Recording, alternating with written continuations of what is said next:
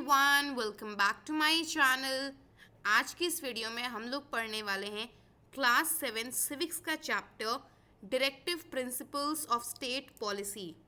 ये जो चैप्टर है ये काफ़ी छोटा चैप्टर है, बस इसमें आपको कुछ कुछ चीज़ें समझनी है और एक दो डेफिनेशंस लर्न करनी है and you are good to go for this chapter for your exams. इतना टफ चैप्टर नहीं है, ठीक है, और काफ़ी छोटा चैप्टर है, सो हम इसी एक वीडियो में इस चैप्टर को ख़त्म कर रहे होंगे।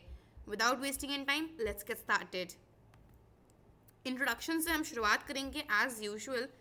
तो क्या हुआ कि जब हमारा कॉन्स्टिट्यूशन यानी जो संविधान था, जब उसे फ्रेम कर रहे थे तो हमारे जो लीडर्स थे उन्होंने एक सपना देखा था कि हमारा जो भारत है वो एक वेलफेयर स्टेट बनकर रहे। ठीक है, कैसा रहे? एक उन्होंने उनके जब दिमाग में जब वो बना रहे थे, कॉन्स्टिट्यूशन को फ्रेम कर रहे थे, उसमें क्या पॉलिसीज़ आएंगी, क्या राइट्स हैं, क्या ड्यूटीज़ हैं, वो सब वो अपना लिख रहे थे जब, तो उनके दिमाग में ये सब उन्होंने एक वेलफेयर स्टेट को अपने दिमाग में रख के हमारा कॉन्स्टिट्यूशन जो है वो फ्रेम किया था हमारे लीडर्स ने। अब वेलफेयर स्टेट होता क्या है?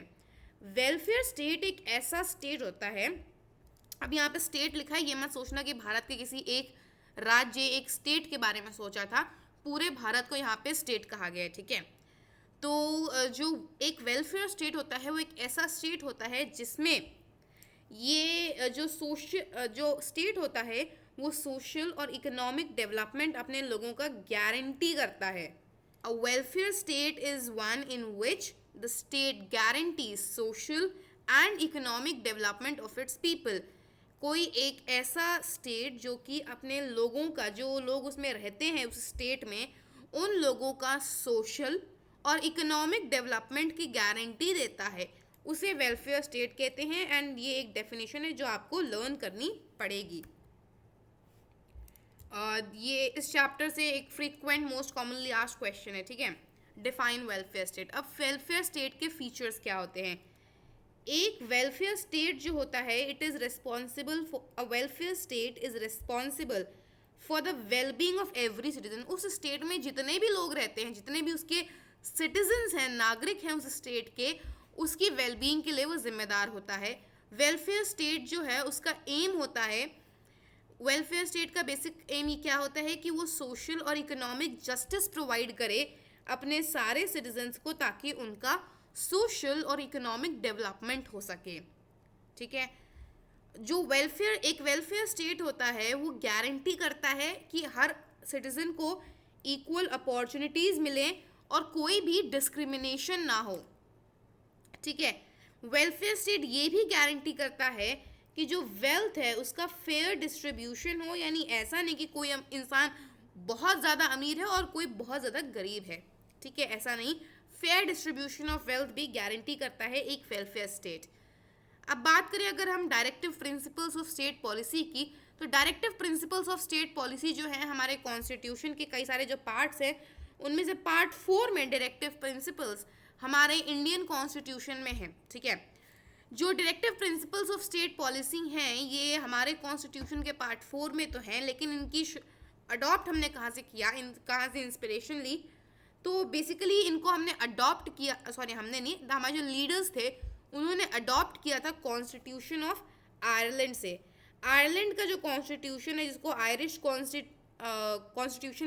कॉन्स्टिट्यूशन भी कहते हैं, उनसे अडॉप्ट किया है। Directive principles of state policy की डेफिनेशन की बात करूं तो ये गाइडलाइंस या इंस्ट्रक्शंस होते हैं जो कि गवर्नमेंट से एक्सपेक्ट किया जाता है कि वो ये फॉलो करें जब भी वो किसी पॉलिसी वगैरह को बनाएं।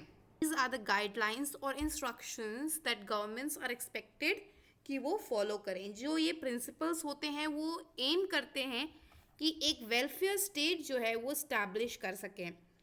इस वजह से जो गवर्नमेंट्स हैं उनको जब भी वो लॉ को फ्रेम करते हैं या कोई पॉलिसी फ्रेम करते हैं, तो उन्हें जो ये डायरेक्टिव प्रिंसिपल्स हैं उनको अपने ध्यान में रखना चाहिए, लेकिन ये कंपल्सरी नहीं है कि वो इसे फॉलो करें। क्लासिफिकेशन ऑफ डायरेक्टिव प्रिंसिपल्स की बात करें तो 3 क्लासिफिकेशन से, पहला ऐसे प्रिंसिपल्स जो कि इकोनॉमिक इक्वलिटी को प्रमोट करें, दूसरे गांधीयन प्रिंसिपल्स हैं, और तीसरे जो हैं वो हैं general principles. Let's have a look at each of them. Principles जो कि इकोनॉमिक इक्वालिटी प्रमोट करते हैं उनमें आते हैं, कौन कौन सी आते हैं? देखो, सबसे पहले तो ये इंश्योर करना कि सारे के सारे जो सिटीजन्स हैं उनको, उनके पास एक लाइवलीहुड का एडिक्वेट मींस होना। यानी कहने का मतलब इसका ये है कि जो रोज़गार होता है उसका जितना ज़रूरत है उतना पैसा कमाने के लिए जो रोज़गार है वो हर इंसान के पास, हर नागरिक के पास हो। फेयर डिस्ट्रीब्यूशन ऑफ वेल्थ हो, फेयर डिस्ट्रीब्यूशन ऑफ रिसोर्सेज हो लोगों के बीच में। इसका ये मतलब है कि जो वेल्थ है और जो रिसोर्सेज हैं भारत पूरे देश के, वो नागरिकों के फ़ायदे के लिए, बेनिफिट के लिए यूज़ करने चाहिए, करे जाएं, ठीक है। और जस्ट और ह्यूमेन कंडीशंस होना चाहिए वर्कर्स के लिए।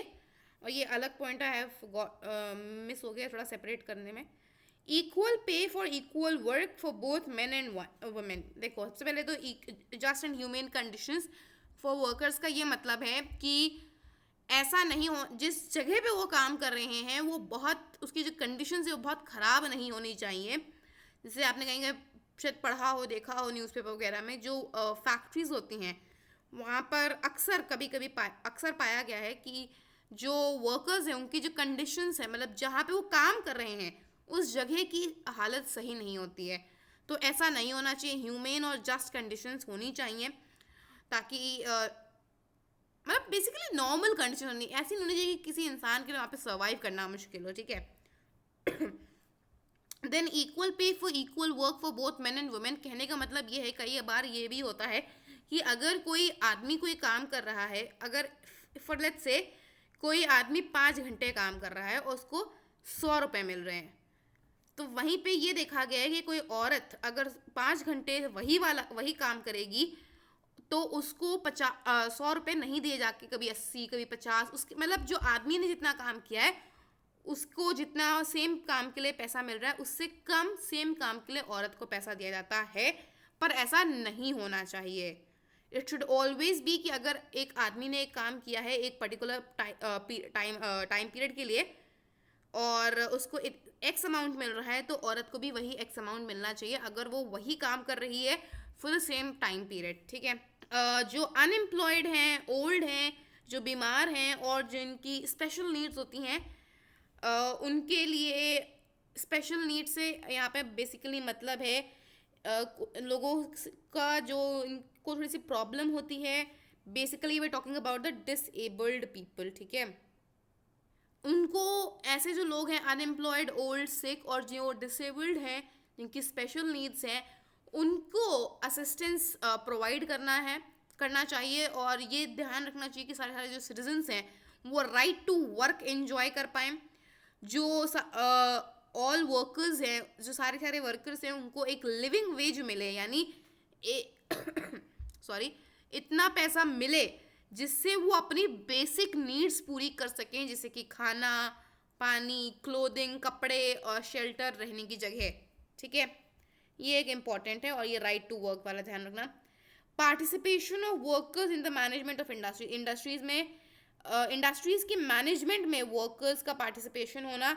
चिल्ड्रन और यूथ दोनों को एक्सप्लॉयटेशन के अगेंस्ट बचाना। चिल्ड्रन बेसिकली 18 साल तक के लोग हैं और 18 से यू कैन से, सबका अपना अपना होता है यूथ कब तक है, but I would say 18 to 25 के बीच। गांधीयन प्रिंसिपल्स, महात्मा गांधी का ये मानना था कि जो डेवलपमेंट है इंडिविजुअल्स का वो जुड़ा हुआ है सोसाइटी के डेवलपमेंट से, ठीक है।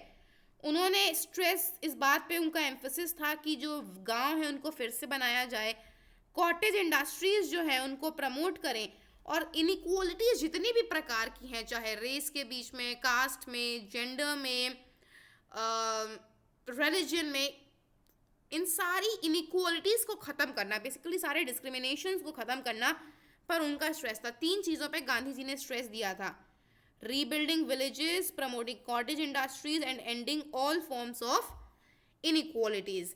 इनमें से कुछ जो आइडियाज़ हैं वो directive principles of state policy में भी इंक्लूड करे गए हैं। कुछ प्रिंसिपल्स हम देख लेते हैं। विलेज पंचायत्स को ऑर्गेनाइज करना, कॉटेज इंडस्ट्रीज को प्रमोट करना as the stress was laid by Mahatma Gandhi. Educational और इकोनॉमिक इंटरेस्ट जो हैं weaker section of the society के, उनको प्रमोट करना, पब्लिक हेल्थ को इम्प्रूव करना, modernise agriculture and animal husbandry, इसमें एक ये इंपॉर्टेंट पॉइंट था, और एक कॉटेज इंडस्ट्रीज वाला। एजुकेशनल और इकोनॉमिक इंटरेस्ट जो कि सोसाइटी में जो कमज़ोर सेक्शन यानी जो बहुत ज़्यादा मेजॉरिटी सेक्शन नहीं है सोसाइटी का, और जो काफ़ी प्रॉब्लम्स फेस कर रहे होते हैं, बैकवर्ड क्लासेस जो होती हैं, उनके एजुकेशनल और इकोनॉमिक इंटरेस्ट को प्रमोट करना। ठीक है, अब जनरल प्रिंसिपल्स की बात करी जाए तो directive principles of state policy जो हैं उनके अंदर सर्टेन प्रिंसिपल्स होते हैं जो जस्टिस पे, law, administration, foreign policy, environment, monuments of national importance से रिलेटेड होते हैं। इन पे सर्टेन, इन टॉपिक्स पे, इन चीज़ों पे सर्टेन पॉलिसीज़ जो हैं वो directive principles of state policy में होती हैं। बात करिए जनरल प्रिंसिपल्स की तो वो कौन कौन से होते हैं? इक्वल अपॉर्चुनिटी प्रोवाइड करना जस्टिस के लिए, फ्री लीगल एड यानी बेसिकली अगर लॉयर हायर करने के लिए पैसा ना हो तो फ्री ऑफ कॉस्ट अवेल कराया जाए। ठीक है, एग्जीक्यूटिव से जुडिशरी को सेपरेट रखना, इंटरनेशनल पीस और सिक्योरिटी को मेंटेन करना, प्रोटेक्ट करना, और साथ में जो ऑल एग्जिस्टिंग कंडीशंस हैं उनको इम्प्रूव करना इन फील्ड्स ऑफ एनवायरनमेंट, और जो फॉरेस्ट हैं, वाइल्ड लाइफ हैं, इनको सेफ गार्ड करना, क्योंकि काफ़ी ज़्यादा लॉस ऑफ बायोडाइवर्सिटी देखा जा रहा है आज के समय में। मॉन्यूमेंट्स को प्रोटेक्ट करना, जगहों को, ऑब्जेक्ट्स जिनका नेशनल इम्पोर्टेंस है उनको प्रोटेक्ट करना, और हमारे जो नेशनल आइडियल्स हैं उनको रिस्पेक्ट करना। फंडामेंटल राइट्स और directive principles of state policy के बारे में थोड़ा सा बात करते हैं। फंडामेंटल राइट्स और डायरेक्टिव प्रिंसिपल जो हैं दोनों का एक कॉमन एम आप कह सकते हो, protect the rights of the citizens and to establish social and economic equality. और अच्छे से अगर डिफ्रेंशिएट करना है तो we have that table also. Fundamental rights जो होते हैं वो पार्ट 3 में होते हैं, गिवन है हमारे कॉन्स्टिट्यूशन में। Directive principles of state policy part 4 में है। फंडामेंटल राइट्स जो हैं वो बेसिक राइट्स ऑफ सिटीजन्स पे एम करते हैं, वहीं पर जो डायरेक्टिव प्रिंसिपल्स है उनका वेलफेयर स्टेट। तो हालांकि दोनों का इकट्ठे क्या मीनिंग है कि जो सिटीजन्स हैं उनके भला हो पाए, ठीक है, लेकिन अलग अलग भी उनका एक एम है। और इन दोनों को भी अगर तुम क्लब करोगे आप तो यही निकलेगा मीनिंग कि हमें सिटीजन्स की बेनिफिट में काम करना है, सिटीजन्स का जिससे बेनिफिट हो पाए उस चीज़ को सरकार को करना है। ठीक है, जो फंडामेंटल राइट्स होते हैं वो बाइंड कर देते हैं गवर्नमेंट को कि वो ये सारे राइट्स जो हैं हर सिटीजन को मिले। ठीक है, और जो directive principles of state policy होते हैं वो बेसिकली गाइडलाइंस होते हैं, और जैसा मैंने पहले बताया गवर्नमेंट फॉलो करे या ना करे, it is not mandatory on them. ठीक है, फंडामेंटल राइट्स अगर वायलेट हो, यानी अगर सरकार किसी नागरिक को उसका फंडामेंटल राइट ना दे या उसके अगेंस्ट उसके साथ कुछ हो जाए नागरिक के साथ, तो जो सिटीजन है वो कोर्ट तक जा सकता है, मतलब वो अपना एक केस फाइल कर सकता है कोर्ट में। इसलिए कहते हैं जो फंडामेंटल राइट्स हैं वो जस्टिसिएबल हैं, और वहीं पे जो directive principles of state policy हैं ये जस्टिसिएबल नहीं है, क्योंकि since it is not mandatory on the government कि वो उसे फॉलो करना ही करना है उन प्रिंसिपल्स को गवर्नमेंट को। इस वजह से अगर वो फॉलो ना भी हों तो सिटीजन्स कोर्ट तक नहीं जा सकता है, कोर्ट को अप्रोच नहीं कर सकता, कोर्ट में केस नहीं कर सकता इस बारे में। That's all for this video. I hope आपको सब कुछ अच्छे से समझ में आ गया होगा। If you have any doubts let me know in the comment section of this video. और class 7th history, physics, geography, chemistry, bio कोई भी चैप्टर पढ़ना हो, do let me know in the comment section of this video. Bye and take care. I'll see you soon in my next video.